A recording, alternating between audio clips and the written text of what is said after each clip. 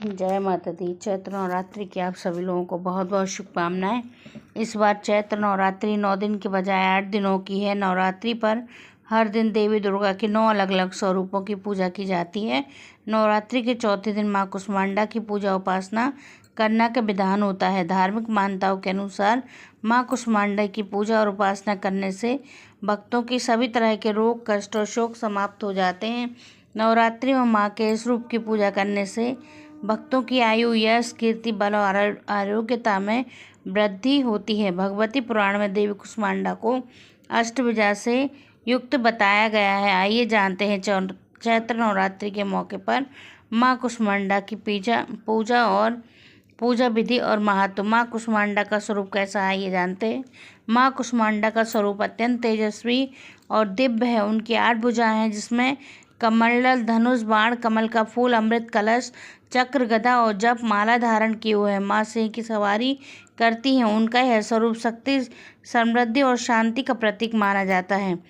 पूजा का महत्व विशेष रूप से माना जाता है कि माँ की कृपा से भक्तों के जीवन में सकारात्मक ऊर्जा का संचार होता है और मानसिक शांति प्राप्त होती है। देवी कुष्मांडा रोगों का नाश करने वाली और आयु में वृद्धि करने वाली मानी जाती हैं।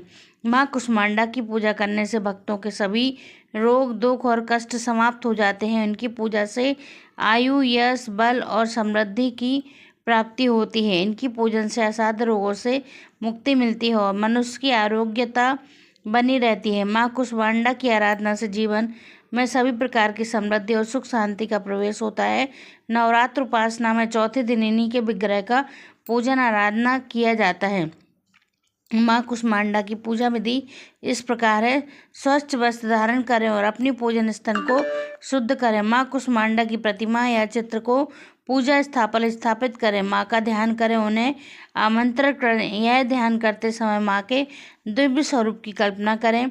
इसके बाद जल और पंचामृत से स्नान कराएं। फिर माँ को सुंदर वस्त्र, फूल, माला और आभूषण अर्पित करें। विशेष रूप से कुम्हड़ा, कद्दू का भोग माँ को अर्पित करने शुभ माना जाता है। माँ को भोग में मिष्टान, फल, नारियल और विशेष भोग अर्पित करें। माँ कुष्मांडा को सफ़ेद चीज़ों का भोग लगाना शुभ होता है। अंत में माँ की आरती करें। आरती करने से पहले माँ की कथा जरूर सुनें। कोई भी पूजा कथा के बगैर अधूरी रहती है। उन्हें धूप, दीप और गंध अर्पित करें। इन मंत्रों का जाप जरूर करना चाहिए। या देवी सर्वभूतेषु माँ कुष्मांडा रूपेण संस्था नमस्तस्यै नमस्तस्यै नमस्तस्यै नमो नमः। ओम हैं क्लीं कुष्मांडा देव्यै नमः। कुष्मांडा माता की व्रत कथा इस प्रकार है। सनातन शास्त्रों में वर्णित है कि प्राचीन काल में त्रिदेव ने सृष्टि की रचना का संकल्प लिया। उस समय संपूर्ण ब्रह्मांड में घना अंधकार व्याप्त था। समस्त सृष्टि एकदम शांत थी। ना कोई संगीत, ना कोई ध्वनि, केवल एक गहरा सन्नाटा था। इस स्थिति में त्रिदेव ने जगत जननी आदिशक्ति माँ दुर्गा से सहायता की याचना की। जगत जननी आदिशक्ति माँ दुर्गा के चौथे स्वरूप माँ कुष्मांडा ने तुरंत ही ब्रह्मांड की रचना की। कहा जाता है कि माँ कुष्मांडा ने अपनी हल्की मुस्कान से सृष्टि का निर्माण किया। माँ के चेहरे पर फैली मुस्कान से संपूर्ण ब्रह्मांड प्रकाशमय हो गया। इस प्रकार अपनी मुस्कान से ब्रह्मांड की रचना करने के कारण जगत जननी आदिशक्ति को माँ कुष्मांडा के नाम से जाना जाता है। माँ की महिमा अद्वितीय है। माँ का निवास स्थान सूर्यलोक है।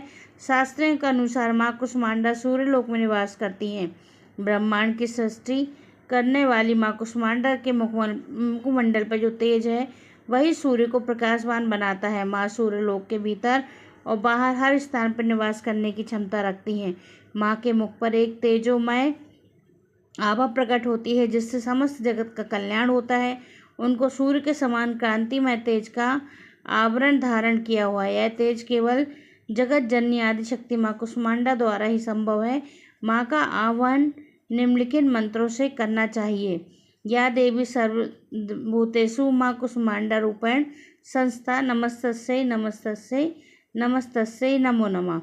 शास्त्रों में निहित है कि पूजा के समय निम्न मंत्रों का जाप करना चाहिए।